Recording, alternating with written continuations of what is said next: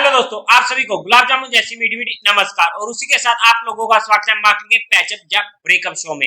आज के दिन हम काफी ज्यादा डिटेल में जाकर निफ्टी को भी एनालिसिस करेंगे और उसी के साथ साथ कुछ इंपॉर्टेंट स्टॉक्स को भी चेकआउट करेंगे। लेकिन उससे पहले अगर हम फ्राइडे के दिन का एफआईआई ओडीआई डाटा चेकआउट करने की कोशिश करते हैं तो एफआईआई ने 550 करोड़ की सेलिंग करी थी, वहीं पर डीआई ने 366 करोड़ की बाइंग करी थी। नेट में फिगर फ्लैट सही है। और उसी के साथ साथ अगर हम कुछ आईपीओ की बात करते हैं, सबसे पहले तो कल के दिन होने वाली एसवीएफसी आईपीओ की लास्ट डेट। अगर मैं यहाँ पर अपने पर्सनल एंड फाइनल डिसीजन की बात करूं for education and learning perspective, तो इस आईपीओ में एक अच्छा सब्सक्रिप्शन हमें अभी तक देखने को मिला है। कल के दिन और भी ज्यादा अच्छा सब्सक्रिप्शन हमें यहाँ पर देखने को मिलने की पूरी उम्मीद लगी हुई है और मेरा यहाँ पर डिसीजन ये रहने वाला है कि मैं इस आईपीओ को अपने हर फैमिली मेंबर के अकाउंट से एचएनआई कैटेगरी में अप्लाई करने वाला हूँ। लेकिन ये मेरा पर्सनल डिसीजन होने वाला है। अगर मेरे पास अमाउंट लिमिटेड है और मुझे कॉनकॉर्ड और एसबीएफसी से एक ही आईपीओ अप्लाई करना है तो वहां पर भी मैं एसबीएफसी को ही प्रेफरेंस देने वाला हूं। लेकिन एक बार आप अपने रिस्क रिवार्ड रेशियो को मेंटेन करते हुए अपने फाइनेंशियल एडवाइजर से कोई भी सलाह लेकर ही कोई एक्शन लीजिएगा। और उसी के साथ साथ कल के दिन होने वाली है दो आईपीओ की लिस्टिंग। अगर हम सबसे पहले बात करते हैं जितार्थ हॉस्पिटल आईपीओ की, तो वहां पर तो काफी लोगों को ये आईपीओ मिला होगा। पर्सनली मुझे ये आईपीओ अलॉट नहीं हुआ था, लेकिन अगर ये आईपीओ मेरे पास होता तो इसमें मेरी सिंपल सी लिस्टिंग स्ट्रेटेजी रहने वाली थी कि 50% क्वांटिटी को मैं इमीडिएट बुक करके बाकी 50% क्वांटिटी को पहले 15 मिनट के लो पर ट्रेल कर लेता। यही मेरी इसमें सिंपल सी लिस्टिंग स्ट्रेटेजी होने वाली थी। लेकिन उसी के साथ साथ खजांची ज्वेलर्स एसएमई आईपीओ की अगर हम बात करते हैं, ये एसएमई आईपीओ था जिसे मैंने अप्लाई ही नहीं किया था और अगर अप्लाई ही नहीं करूंगा तो मिलेगा ही नहीं। लेकिन अगर ये आईपीओ मेरे पास होता तो वहां पर मैं इस आईपीओ को जैसे ही मार्केट में ये खुलता तो बाकी सारे काम धंधे छोड़कर इसे सबसे पहले एग्जिट करने की कोशिश करता, क्योंकि जहां पर एसएमई आईपीओ में हमें जनरली सर्किट्स देखने को मिल जाते हैं। अपर सर्किट लगता है फिर तो कोई दिक्कत नहीं होती, लेकिन अगर बाय चांस लोअर सर्किट लग गया तो जब तक वो लोअर सर्किट नहीं खुलेगा वहां पर हमारा एग्जिट नहीं होगा। इसलिए कोई भी डिसीजन लेने से पहले एक बार आप अपने रिस्क रिवार्ड रेशियो को मेंटेन जरूर कर लीजिएगा और उसी के साथ अपने फाइनेंशियल एडवाइजर से कंसल्ट करके कोई डिसीजन लीजिएगा, बिकॉज ये सिर्फ मेरी पर्सनल लिस्टिंग स्ट्रेटेजी होने वाली थी अगर ये आईपीओ मेरे पास होते तो ओनली। और उसी के साथ साथ अगर हम सबसे पहले कुछ इंपोर्टेंट स्टॉक्स की बात कर लेते हैं, तो उससे पहले अगर आप लोगों को म्यूचुअल फंड में या इंश्योरेंस सेगमेंट में कोई भी हेल्प चाहिए हो, जो आपकी कोई भी क्वेरी हो, तो आपको डिस्क्रिप्शन में मेरा नंबर मिल जाएगा, आप मुझसे कांटेक्ट कर सकते हैं, आपकी क्वेरी को जल्दी से जल्दी सॉल्व कर दिया जाएगा। और उसी के अलावा आप लोग हमारा टेलीग्राम चैनल भी ज्वाइन कर सकते हो। टेलीग्राम चैनल का लिंक भी आपको डिस्क्रिप्शन में मिल जाएगा, या फिर आप direct market love affair search करके वहां से भी ज्वाइन कर सकते हो। और अब अगर हम इंपोर्टेंट स्टॉक्स की बात करते हैं तो सबसे पहला स्टॉक हमारे पास होने वाला है निपुण। अगर हम इस स्टॉक की बात करते हैं तो ब्रेकआउट तो हमें मिलेगा 327 के ऊपर। अगर आप देख सकते तो हमें यहाँ पर एक अच्छा कप का पैटर्न बन रहा है जहां पर हमारे लिए नोटिस में रहेगा। लेकिन अगर हम इसकी इमीडिएट सपोर्ट की बात करते हैं तो आप देखो यहाँ पर ये 20 की मूविंग एवरेज को रिस्पेक्ट करने की बार बार कोशिश कर रहा है और यहाँ पर हमें एक मौका मिल सकता है जहां पर हमारे लिए ट्रेडिंग में जो स्टॉक नोटिस में रह सकता है 305 पर हमारे लिए एक ट्रेडिंग पर्सपेक्टिव स्टॉक नोटिस में रह सकता है। हमारा स्टॉक प्लस आधे % से ज्यादा का नहीं होना चाहिए।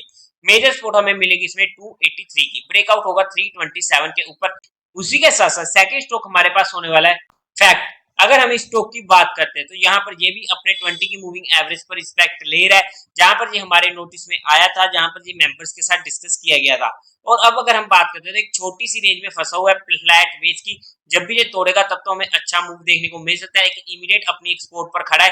मेजर सपोर्ट अब हमें मिलेगी इसमें 430 की, जहां पर तो ये हमारे लिए अल्ट्रा शॉर्ट टर्म का कैंडिडेट बन जाएगा और जहां पर हमारे ट्रेडिंग पर्सपेक्टिव कैंडिडेट ये नोटिस में रह सकते हैं। ट्रेडिंग पर्सपेक्टिव के लिए हमारा स्टॉप लॉस आधे से 1% से ज्यादा नहीं होना चाहिए। नेक्स्ट स्टॉक हमारे लिए होने वाला है एआईए इंजीनियरिंग। अगर हम इस स्टॉक की बात करते हैं तो हमारे लिए इंपोर्टेंट सपोर्ट रहेगी 3280 की, जहां पर ये हमारे नोटिस में रह सकता है। और अगर ये 3416 का लेवल क्रॉस करता है तो हमें वहां पर इसमें 3450 तक के लेवल्स देखने को मिल सकते हैं। 1% के बाद इमीडिएट ट्रेल करना इंपॉर्टेंट हो जाएगा, क्योंकि जहां पर हम इसे ट्रेडिंग पर्सपेक्टिव नोटिस में डालेंगे, आधे से 1% से ज्यादा का स्टॉक लॉस नहीं होना चाहिए। आज के दिन का हमारे लिए लास्ट स्टॉक होने वाला है एलटी फाइनेंस हाउसिंग। इसको हमने पहले भी डिस्कस किया था और क्या ही हमें इसमें अच्छी मूव देखने को मिली है। अब इसमें हमें इमीडिएट सपोर्ट मिलेगी 122 की, जहां पर ये हमारे लिए ultra short term perspective notice में रहते हैं। मेजर सपोर्ट तो 111 के पास मिलेगी, जो इसका ब्रेकआउट का लेवल होने वाला है। और अगर ये स्टॉक 130 के लेवल को क्रॉस करता है तब भी ये हमारे स्टॉक नोटिस में रह सकता है। लेकिन आप लोगों के साथ जहां पर जितने भी स्टॉक्स डिस्कस किए गए हैं वो सिर्फ एजुकेशन और लर्निंग और केस स्टडी पर्सपेक्टिव किए गए, ये किसी भी तरीके कोई भी इन्वेस्टमेंट या ट्रेडिंग टिप नहीं है। अगर फिर भी आप लोगों को इन्वेस्टमेंट या ट्रेडिंग करनी हो तो एक बार अपने फाइनेंशियल एडवाइजर से पूछ कर कोई काम कीजिएगा। उसी के साथ साथ अगर हम सबसे पहले निफ्टी की बात कर लेते हैं, अगर आप लोगों ने कल की वीडियो को देखा हुआ तो आपको आ चुका होगा काफी ज्यादा मजा।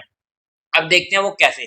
जो हमारा फ्राइडे का दिन रहा था, मार्केट एक छोटी सी रेंज में निकल चुका था, एक अच्छा गैप अप हमें देखने को मिलता है और इमीडिएट जो ये हमारी सपोर्ट बनी हुई थी वहां पर से हमें एक अच्छी मूव देखने को मिली थी और फिर से जो हमारे रेजिस्टेंस से जहां पर रिवर्सल देखने को मिला और हमें फिर से एक अच्छी मूव मिल चुकी थी और मार्केट इसी तरीके से पूरा रेंज निकल चुका था।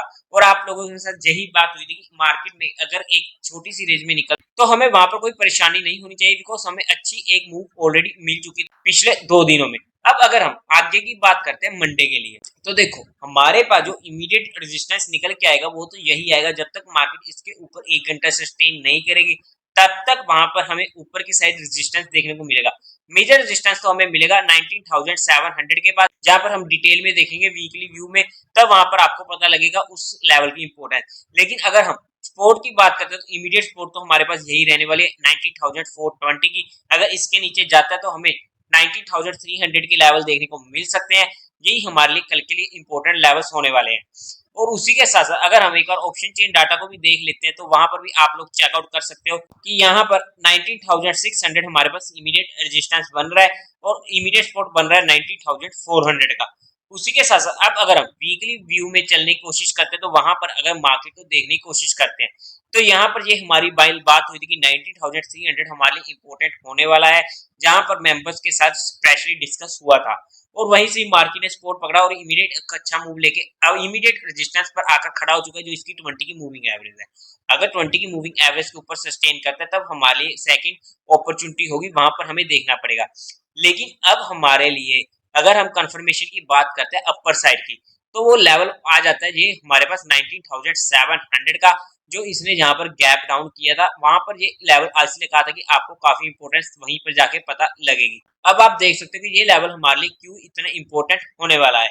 अगर मैं इसमें मेजर सपोर्ट की बात करूं, अगर 19,300 का लेवल टूटता है तो हमारे पास मेजर सपोर्ट जो निकल के आएगी 19,180 से 200 या 150 से 200 की रेंज आप मान सकते हो, जहां पर इसकी 50 की मूविंग एवरेज होने वाली है और हमारे लिए काफी इंपॉर्टेंट वो रेंज हो जाएगी, जहां पर हमें फिर से एक बास्केट बाइंग की अपॉर्चुनिटी मिलेगी।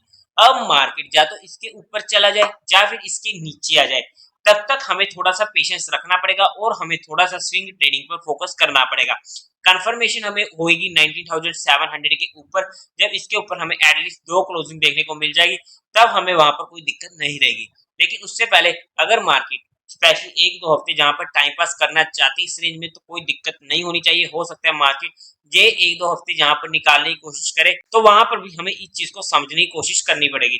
अगर हम इस वीक की बात करते हैं तो यहाँ पर हमें इसी रेंज में मार्केट रह सकती है, वो अब हमें मार्केट ही बताएगी। लेकिन जो मार्केट को देखते हुए प्राइस वॉल्यूम डाटा की अगर हम बात करते हैं, प्राइस वॉल्यूम एक्शन की अगर हम बात करते हैं, तो वहां पर जो मेरी स्टडी कहती थी वो मैंने आप लोगों के साथ डिस्कस कर दी है।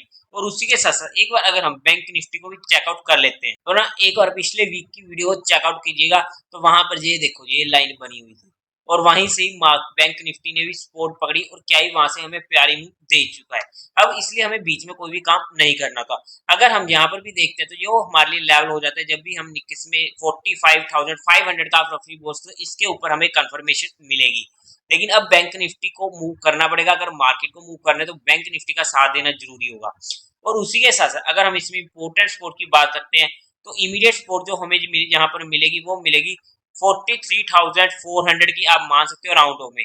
तो ये हमारे लिए मेजर सपोर्ट आ जाती है जैसे कि वहां पर आई थी, तो इस सपोर्ट पर भी हमारे लिए एक अच्छा मौका हो सकता है, जो हमारे लिए बैंक निफ्टी में एक बास्केट बाइंग का मौका आ जाता है। लेकिन ये अपनी 50 की मूविंग एवरेज के ऊपर है जो हमारे स्ट्रेंथ का साइन शो कर रही है। अब देखना पड़ेगा कि बैंक निफ्टी कैसे परफॉर्म करता है। बैंक निफ्टी के इंडिकेशन हमें एचडीएफसी बैंक से देखने को मिल जाएंगे, तो वहां पर वो स्टॉक हमारे रडार में रह सकता है बैंक निफ्टी को ट्रैक करने के लिए। तो आई होप कि आप लोगों को जहां पर काफी कुछ सीखने को मिला होगा।